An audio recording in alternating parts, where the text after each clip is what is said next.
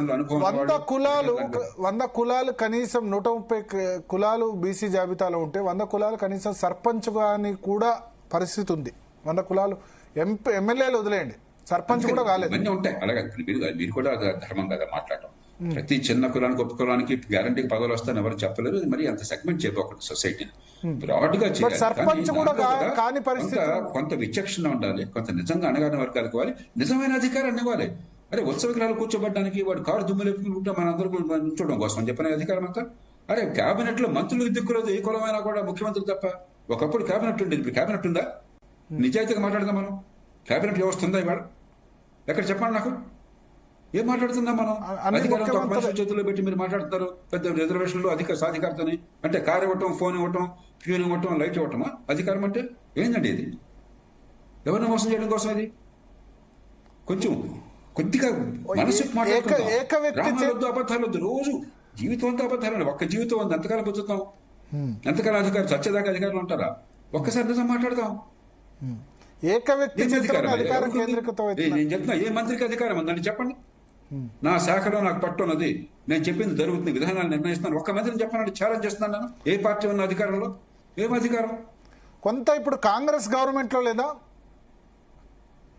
ఇప్పుడు రేవంత్ రెడ్డి గవర్నమెంట్ లో ఫిర్యాదు చేసుకోవడానికి అధికారం ఉంది. నిజమైన అధికారం ఉందా చెప్పండి నాకు. ఏ పార్టీ ఉన్నా సరే ఈ పార్టీ ఆ పార్టీ నిందించడం. కాంగ్రెస్ బాగా తిట్టుకోవచ్చు, తేలిక వాళ్ళు విమర్శించుకోవచ్చు అంతే.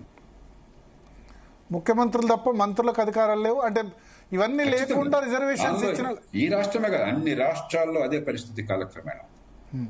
మరి అధికారం లేకుండా ఎందుకు ఇన్ని కోట్లు ఖర్చు పెడుతున్నారు? మరి ఏం చెప్పమంటారు? ఈ దేశంలో ఈ జాడ్యానికి సమాధానం చెప్పంటారు. కర్ణాటకలో కొన్నేళ్ల క్రితం ఒక వెనకబడ్డ ప్రాంతంలో నేను బస్ చేశాను.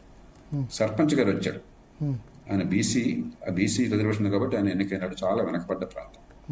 కొడుకు ఏదో అవసరం ఉందని ₹1,00,000 డబ్బులు కావాలన్నాడు. ఏదో కొడుకు సెటిల్ కావాలని చెప్పి. సరే ఏదో సాయం చేయడానికి ప్రయత్నం చేస్తున్నాను. అడిగాను, ఏమంటే మొన్న మధ్య మీరు ఎన్నికయ్యారు, పంచాయతీ ఎన్నికల్లో ఎంత ఖర్చు పెట్టారు? ఇది చాలా వెనకబడ్డ గ్రామం, ఏం చేశారు? 10 లక్షలు ఖర్చు అయింది సార్ అన్నారు. మరి అబ్బాయికి డబ్బులు కావాలంటే కష్టపడుతున్నారు, ఇక్కడ తినడానికి కూడా డబ్బులు లేవు, తినడం మంచిదే కదా పక్కన పెడదాము, ఎందుకు ఖర్చు పెట్టారంటే బ్రహ్మాండమైన సమాధానం ఇచ్చాడు. నెత్తి మీద 2 చేతులు పెట్టి ఉన్మాదం సార్ ఉన్మాదం అన్నాడు. కర్ణాటకలో పిచ్చి అన్న పదాన్ని ఉన్మాద సంస్కృత పదాన్ని ఊత పదంగా వాడుక పదంగా వాడతారు. అది సరైనటువంటి ఈ పదవుల్లో ఏదో ఉందన్న ఆశ తప్ప ఎమ్మెల్యే దగ్గర ఎమ్మెల్యేకి 30 కోట్లు ప్రపంచంలో నిరుపేద దేశంలో రాష్ట్ర స్థాయిలో బోడి ఎమ్మెల్యే పదవికి ఏం ఆహ్వానించామని నేను ఆ పదవి చేశాను. 25-30 కోట్లు ఖర్చు పెట్టి 25-30 ఏం మాట్లాడుతున్నారు? 50 కోట్లు అవుతుందని చెప్తున్నారు. ఇది సాధ్యమే? దీనికి సమాధానం ఏం చెప్పాను నేను? ఉన్మాదం తప్ప, వ్యవస్థలో ఉన్న వికృత ధోరణులు తప్ప. ఈ దేశంలో ఏదో పదవి ఉంటే కొంపమని ఏదో అద్భుతం జరుగుతుందని చెప్పిన పిచ్చులు అందరూ పడిపోయినారు. దాని నుంచి బయటపడాలి. ఇప్పుడు నిజంగా సమాజం కోసం పదవి కానీ వ్యక్తి కోసం పదవి కాదు. ఇప్పుడు త్యాగాలు చేసే పదవి కానీ దోచుకోవడానికి పదవి కాదు. అధికారం హంగులు అనుభవించడానికి పదవి కాదు. అసలు ఆ కాన్సెప్టే పోయింది. అక్కడి నుంచి వచ్చిన సమస్యలు. అదే పదవుల్లో ఇంత గందరగోళం ఏంటండి? ఎవడో ఒక ఆయన ఎమ్మెల్యే పదవి పోటీ చేస్తూ గత ఎన్నికల్లో ఓడిపోయి ఈసారి ఓడిపోతే ఆత్మహత్య చేసుకుంటానని బెదిరించారట. జనం ఓటేసి గెలిపించారట.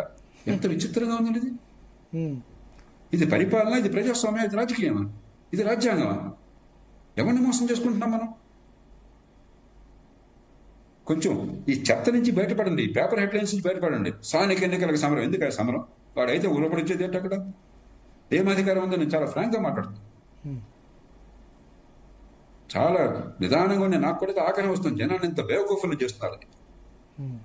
ఎక్కడో చోట సంయమనం కావాలి, ఎక్కడో నిజాయితీ కావాలి మాట్లాడటం. అన్ని పచ్చబద్ధాలన్నా పొద్దున్న లేచిన దగ్గర నుంచి మీకు అదన్న మొహం చూసుకోండి ఒకసారి. సో ఎట్లా సార్ మరి ఇప్పుడు మీరు అన్నట్టు ఈ ఉత్సవ విగ్రహాలుగా ఉన్నా సరే గుజరాట్లండి. నిజమైనటువంటి సాధికారత స్థానిక ప్రభుత్వాలకి నిజమైన అధికారం, నిజమైన సాధికారత ప్రతి బిడ్డకి మంచి ప్రమాణాల కనీసం పాఠశాల విద్య, తర్వాత ఓపికని బట్టి ఆసక్తిని బట్టి అవకాశాలతో పెరుగుతారు. ముందు అసలు పాఠశాల విద్య పునాదులు లేకుండా మీరేం చేసిన గ్యాస్. స్థానిక ప్రభుత్వాలు అంటే మంచి ఆరోగ్యం. పాఠశాల విద్య స్థానిక ప్రభుత్వాలు చిన్న పట్టణాలను పెంచి ఎక్కడికక్కడ నిరుపేద కుటుంబం మారుమూల గ్రామాల్లో ఈ కుల వృత్తుల్లో ఉన్నవాళ్ళు మహానగరానికి చిన్న ఉద్యోగాలకు పోయి దిక్కుమాలిన బతుకు పథకాల అవసరం లేకుండా ఎక్కడికక్కడ చిన్న ఉద్యోగాల కల్పన, లోకల్ అర్బనైజేషన్, ఈ రకమైన విజన్ ఉంటే సమాజంలో అందరూ అభివృద్ధిలో పాల్పంచుకుంటారు.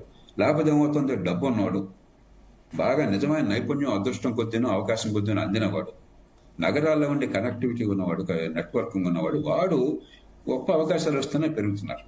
సామాన్యులు కొంచెం పెరుగుతున్నారు, అసలు పెరగలేదు అట్లా. ఈ టెక్నాలజీ వల్ల, ప్రభుత్వాల వల్ల కాదు, రాజకీయం వల్ల కాదు, కానీ అంతరం పెరుగుతుంది. ఈ దేశం చాలా ప్రమాదంలో పడుతుంది. నిజమైన సంస్థల్లోకి వెళ్ళండి, దేశాన్ని ప్రమాదంలో నెట్టబోకండి. దేశమే చచ్చిపోతే మీరు ఎవరు బతికేది లేదు. జవహర్లాల్ నెహ్రూ గారు అన్నాడు, if India wins who loses. India అయినా గెలిస్తే గోడేది ఎవరు? If India loses who wins. దేశమే నాశనం అయితే గెలిచేది ఎవరు? కొంచెం ఒక్కసారి ఆలోచించండి. ఇవన్నీ చాలా విచిత్రమైన మాటలుగా ఉంటాయి. ఈ దేశం ఏంటి, కాంగోమర్ ఏంటి అని చెప్పాను. కొంచెం ఒక్కసారి సమాజం, దేశం. సో రిజర్వేషన్స్, ఈ డిమాండ్స్, ఇవన్నిటి వల్ల లాభమే ఉండదంటారు. దీనివల్ల గవర్నమెంట్, ఇందాకే చెప్పాను, అది కావాలి మోటం అని చెప్పాను. దానికి ఒక పరిమితులు ఉన్నాయి. నిజమైన విషయం అది కాదు, ఫలానే కావాలని చెప్పాను. నా మాటలు వక్రీకరించి రిజర్వేషన్ వల్ల లాభం లేదన్నారు జేపీ గారు.